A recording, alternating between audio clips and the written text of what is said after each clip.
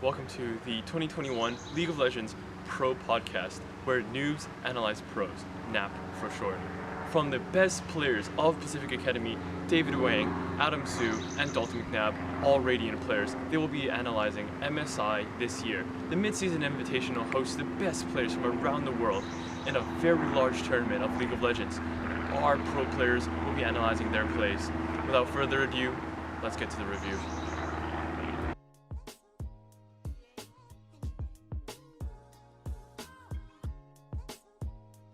Welcome to the very first episode of NAP, where us Iron players are going to be analyzing a professional League of Legends players. This time it's going to be MSI. And so first of all, we would like to congratulate NA for not making it out of the Rumble stage and losing to a region that doesn't exist and losing to Hong Kong all in the same 2 days? Yeah, 2 days. Yeah. David, how do you feel about us failing to make it out of the Rumble stage? The fudge factor and C9 perks was not enough to carry NA out. Hate to see it. Yeah, they paid perks more than OCE could afford to pay for their plane tickets back. So, also, Unicorns of Love also losing to Pentanet Gaming. And so this is also where we should say, should NA still be a major region? What are your thoughts, David? They have the money to stay a major region, but not the talent. I think we need to pay Tencent Gaming some more money. Tencent, our Chinese overlords, some more money to stay relevant in this game. So today we'll be reviewing Damwon Kia versus Mad, the semi-final game. We'll be seeing some of the highlights of what they've done. So for the first game, look at the draft. What can you say? As a pro Iron player, Yeah. the draft looks great. Yes. We have the Ornn on the side of DK. Very Ornn. good. the Necromancer, Gunslinger, Tank Assassin. The Yone pick is very interesting, and Rumble has been really prevalent throughout this meta. Okay, Rumble. Said it. We've been seeing a lot of Rumble throughout the stages. Varus, he's been permabanned, so it was really interesting that Mad Lions actually let it through. I think they went with a lot more poke-heavy team comp with Mad. I can't agree with the route pick, however. If you're gonna poke, why draft in? Just draft Braum. Just pick Karma. I'm really interested in why none of the teams have picked Karma. I think they should follow Pentanet Gaming style of following LS's tier list.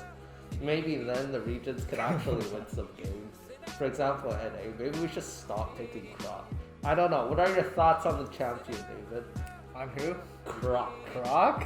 Yeah. Well, he's more of a side lane galore. Not gonna lie, Yeah. unless gets that nice flank TP and the penta. Yeah. So who do you think would be better, Renekton or Gnar? Dalton, what is your opinion? Man, as a professional League of Legends player, personally I could play either and still have a perfect outcome, but Which one would you prefer having on your team? out of Renekton, Renekton or Gnar? man, you know what, I'm gonna have to choose Gnar from my favorite player, Meister15. He used to play Gnar a lot, and he's very proficient in his gameplay, so I'm gonna have to choose Gnar. Don't give Meister the kill, please. You're so shit, Meister. Yes! Oh, you're so bad! Oh my goodness. Oh, You can no. hop over the grave, Meister. Oh no. If you don't get this kill, you're so bad. You're the Wait, worst you had that the whole player time. ever. You had Tiamat the whole time. Nice. Oh my. Even though Renekton's obviously the easier champ overall. Yeah. So how do we feel about Armut playing Jace instead of Gnar and Renekton like he usually does? We've seen that Armut really only plays 3 champions. Wukong, which has been banned already, Gnar, and Renekton. I think if you're playing Jace, you have to get that early lead over the Ornn, which I'm not sure if he does. But other than that, if you don't, Jace. you kind of become irrelevant after a while if you fall behind. So that's kind of tough thing, I believe. Okay, let's get into game one then. We are going to. Yeah. So here we see the bottom lane and Game 1. game one. Like the entire thing. Yeah. Down one. Yes, we're watching highlights. But I might or might not have Say said the that. players in the team. So we're gonna be reviewing game one, down one versus You know, I already said that at the very beginning. at the fair. Say it again. Okay, so once again, due to our production staff being really picky here, we're gonna have to re-say it's gonna be down one Kia versus Mad Lions. We have Khan on Ornn, Canyon on Rumble, Showmaker on Yone, Ghost on Varus, Barrel on Sir Timothy Kench. Armut is playing Jace, that's not wrong. Aloya playing Bear, Tiger, Phoenix, Turtle, right? Humanoid on Zoe, the illegal champion. Karzi playing Kaisa, and then last champion Rao, yes. Kaiser on Rao. And so here we see the bot lane fighting. Ghost is. Oh, let's just see. The flash rel engage. Barrel kind Barrel, of where are you? inting, still taking the ignite damage. Okay, so please, Coma, take away his phone. Some of you might not know, but Barrel lately has been playing an excessive amount of Genshin Impact, and so he really doesn't know how to play League of Legends anymore. Ghost is tilting out of his mind. Well, we only hope that he'll actually play some solo queue before the finals tomorrow. Well, as of today, recording, the Damo Kia and Mad Lions game have just finished, and here we see our Showmaker being a little bit of a rat canceling the recall. Yes, Barrel. Walking in to take some EXP, as all supports usually do. Any Oaxoe? Yes, I would just like to say Showmaker and Canyon is a very common theme for them to carry these games. Oh, As a professional myself, here like I comes said the before, the mage assassin, See- gunslinger, and he See, ran it down. Armut actually being ahead of the Ornn for one. As we see the Ornn going for the kill again with the help of Canyon this time, and surely he dies, and the Ornn takes the kill away from his jungler. He would be spam pinging his top laner right now. Ghost getting the plating at bottom, first tower. Getting ganked. Okay. Getting tower dove. I don't know why we're tower diving Ornn, but is it gonna work out? I mean, Mad they Mad lost what? one. Okay, so is it what? We're tower diving for an Ornn, guys. This is a professional play at its finest here. Oh, Showmaker? Oh. This is the ult on the Zoe. Yes, misses everything on the Zoe. Okay, get a replay, please. Showmaker. This is, I think down one Kia has disconnected their monitor and their keyboard today. A little bit unfortunate. But Shelly, where we're going for the 10-minute rotation for the second Herald, I suggest you guys watch out LS and him molding over second Herald rotations. Oh. Anyways, we are going to solo engage onto the Yone. Showmaker beautifully buffers it. And Damaki are showing again why the West has no chance against the East. The Koreans are just too good. Yeah, That is fair. that is fair. Barrel once again showing his Genshin prowess Yeah. on the Summoner's Rift. Putting on his best blabber cosplay, dying at the river beside the scuttlecraft. As we see them fighting over for mid control. This is a bit of a banger on the game. As it appears we have come into technical difficulties. We also see a lot of Lee Sin. It only took the other teams one whole year to catch up with Ellis's analysis on how Lee Sin is actually a better top laner than a jungler. Anyways, let's move on to the bot lane meta, right? Why are we picking Rel? Would you like to explain from a support player view, David? I think personally, Rel is okay if you have an all-in comp. However, sometimes, as if the DK and Mad versus game, we saw Rel with a kind of poke poke kind of comp, which doesn't really fit in because after Rel's first initial burst engage, which is basically all she's good for, she's extremely immobile, making tower dives very risky, as we saw in one of the highlights. Yeah. So my opinion is that there could be better engage supports, but why are we not picking enchanters in the Moonstone buff patch? I think Lulu is just too boring, you know? Pro players, if they pick Lulu, other teams aren't going to notice them as much, so they're going to go jobless. Because honestly, you can throw a black player into the game, put him on Lulu, and he'll do as good as Barrel did that game. Which I guess we can also talk about players, right? So one of our biggest players, I think, and they called him Rumble State player or whatever. What was it? Breakout player of the Rumble State. We have Showmaker trying to solo carry his team. What are your thoughts on Showmaker's performance? I mean, we're seeing a lot of presence around mid. You know, mid prio wins most games, I think. And I think Showmaker's doing a pretty good job. It's just that sometimes, as usual with my ranked games, the bot lane runs it down. So I am the bot lane, but we don't talk about that. What do you think? Run the clip. So we go into Barrel, who, according to a lot of sources, has been on a bit of a Genshin addiction right now, playing a bit more Genshin than anything else. Dalton, you've broken from your Genshin addiction. What are some tips you can give to Barrel to stop playing Genshin and actually practice? Go cold turkey. Just delete the app, alright? Never touch it again. Like, my sanity went from like here to here immediately after deleting it. You know, it feels great. I actually did not delete it. I sold my account for $40. So Michael, appreciate you because I had insane luck. But yeah, you know, never put $1 in the game. Took 40 out. It's a win-win. But he needs to take all of his coins and just withdraw them all right now. So he's playing way too much Genshin when he should be training. Yeah, and so on the topic also of mid laners, we have Xiaohu on his first season of role swapping to top lane. We see him be an elite top, only behind, I would say, Mr. Fudge. So how do you guys feel about role swapping in competitive?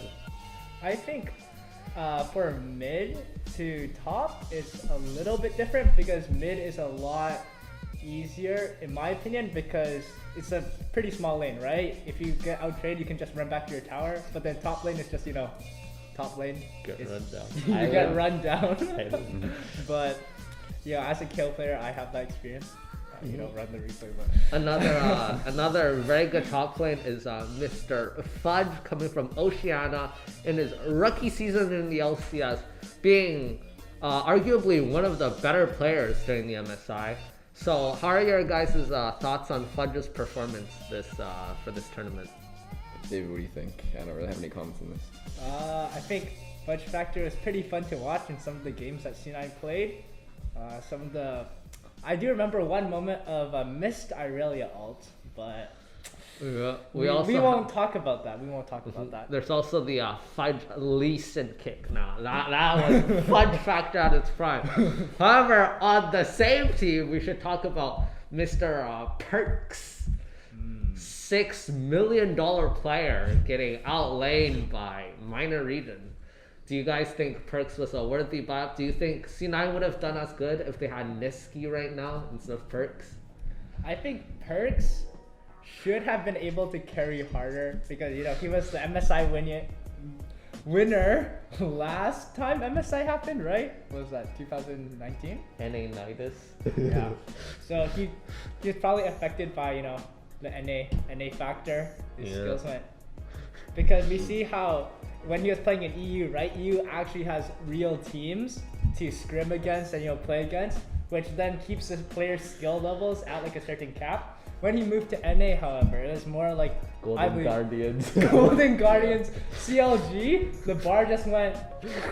So his skill level went because he wasn't training with the best. From what I'm seeing, he definitely plays up to the competition level, and when the competition level is not there, he is not there. Also, I think he's a little bit of a uncoordinated coordination. I can't speak, sorry, Drizzy. Yeah, just like, you know, they're not like coordinated as a team yet, and they're kind of, you know, they don't have like that synergy. yet. So I feel like as they play more and they develop more, hopefully it's a better turnout. But for now, NA sucks.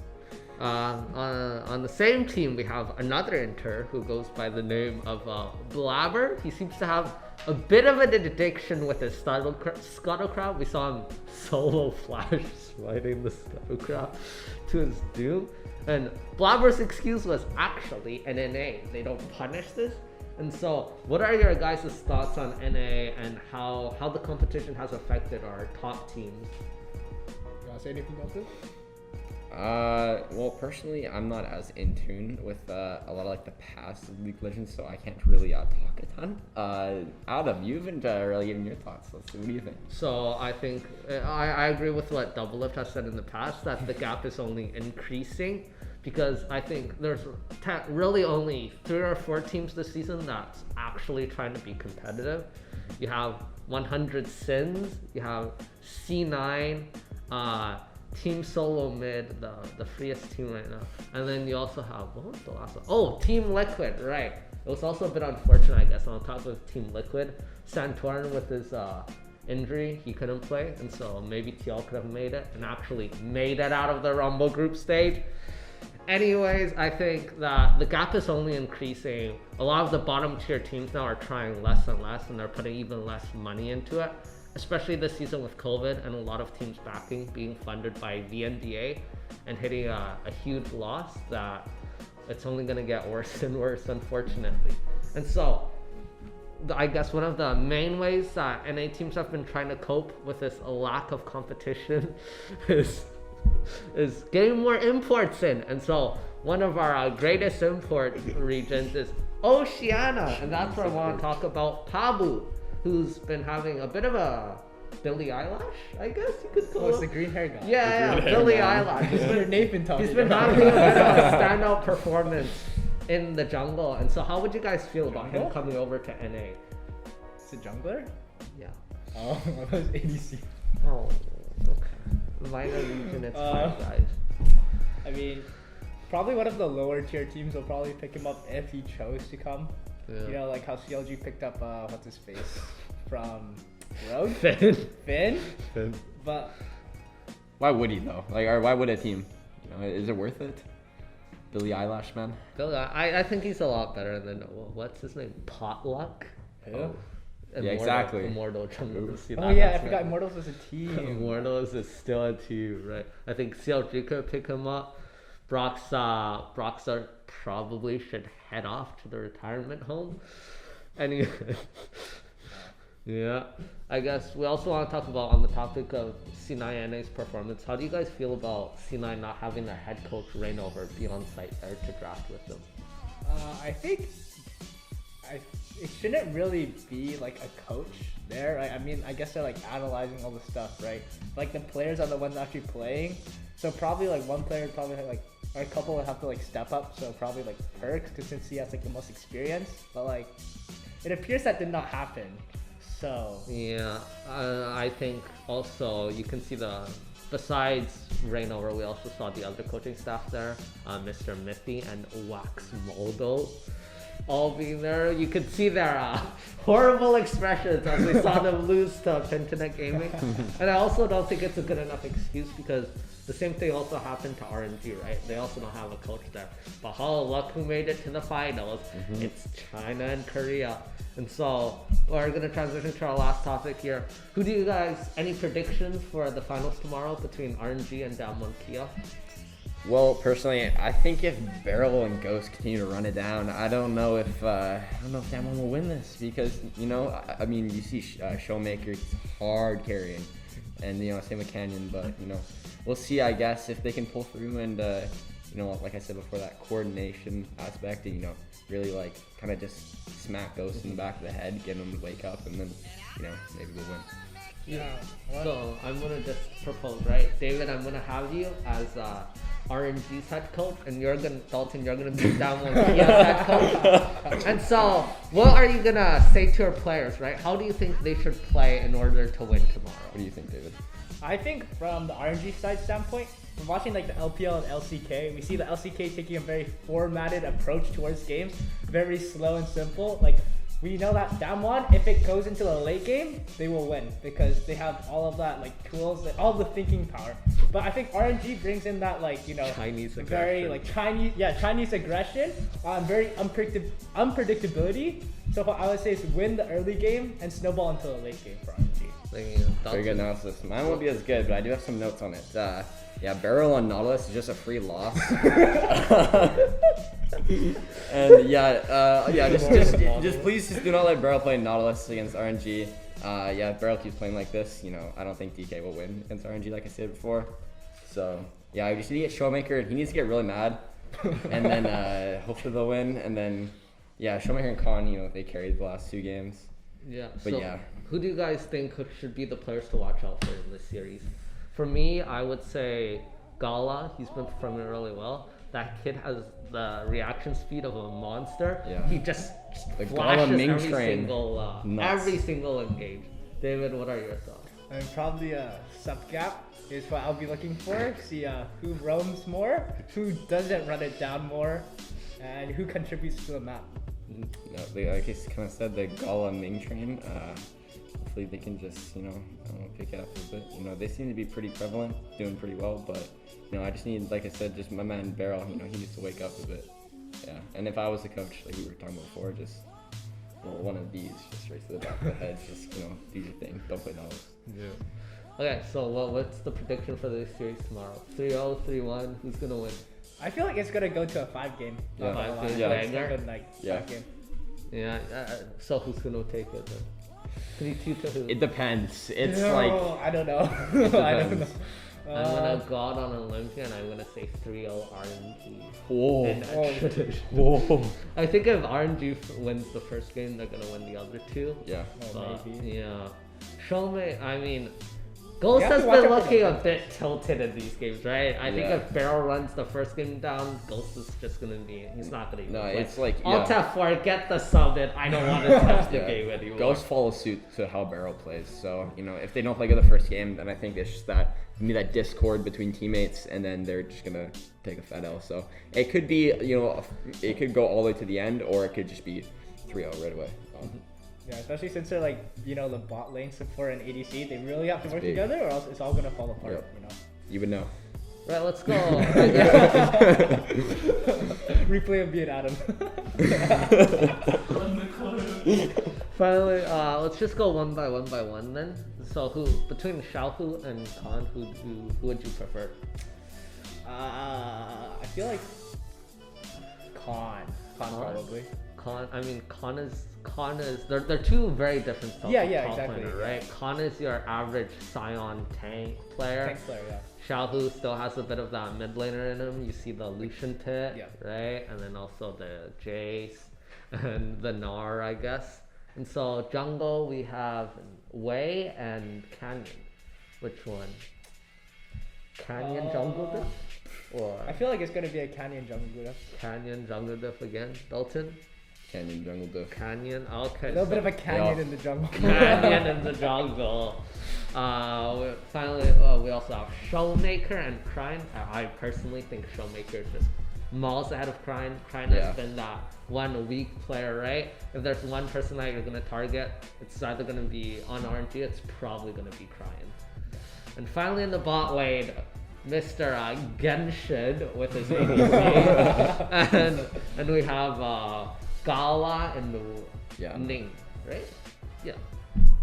Okay, my opinion was the 3 solo lanes and jungle of DK is better than the RNG, but I think RNG's bot lane is better because I Yeah. remember hearing Ghost is not the best ADC, but he's the one holding Damwon together. He's like the one who shot calls. So I think if Ghost loses that shot calling ability, that like mental, it's like boom. you know. Yeah, they're gonna split apart, right? We saw that with Yeah. GT lose their shot caller perks, and right now the Martins are at home crying. And so that's gonna be all for this episode. Thank you for listening. Please do not watch the podcast again if you are not Miss Richards. So thank you all for listening, and we'll see you next time.